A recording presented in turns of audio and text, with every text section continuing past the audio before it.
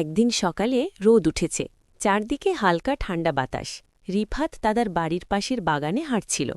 বাগানটায় অনেক গাছ, ফুল, সবজি আর একটা ছোট আপেল গাছও ছিল। হঠাৎ রিফাত দেখল একটি হলুদ সাদা বিড়াল গাছের নিচে ঘুরছে। কিছুক্ষণ পর একটি লাল পাকা আপেল গাছ থেকে মাটিতে পড়ে গেল।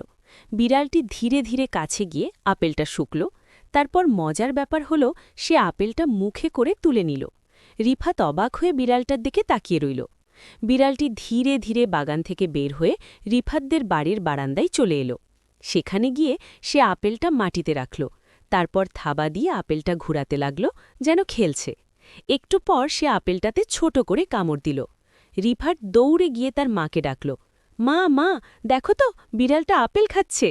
মা এসে হাসতে হাসতে বললেন, হয়তো খেলতে খেলতেই খেতে শুরু করেছে।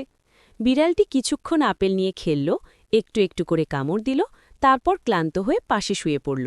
রিফাতের খুব মজা লাগল। সে ভাবল, আজ সে সত্যিই অদ্ভুত একটা দৃশ্য দেখল। একটা বিড়াল বাগান থেকে আপেল তুলে বাড়িতে এনে খাচ্ছে।